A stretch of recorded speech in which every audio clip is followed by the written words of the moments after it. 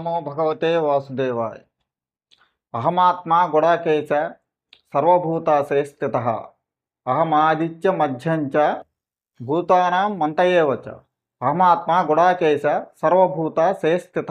అహమాదిత్య మధ్యంచ భూతానాం మంతయేవ చ.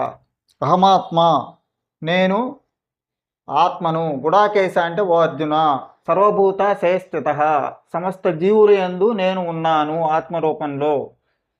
అహం ఆదిత్య మధ్యంచ భూతానాం మంతయేవచ.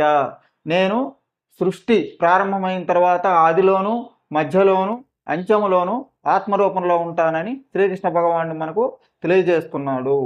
అంటే మనం తరచుగా వాడే పదం మానవ సేవే మాధవ సేవ.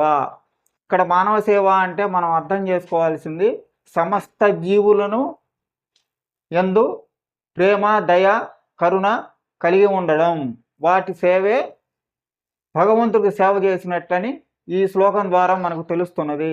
కాబట్టి ఎవరైతే సమస్త జీవుల యందు ప్రేమ దయ కరుణ కలిగి ఉంటారో వారు భగవంతుని కృపా కటాక్షములకు పాత్రులు అవుతారని ఈ శ్లోకం ద్వారా మనకు తెలియచున్నది.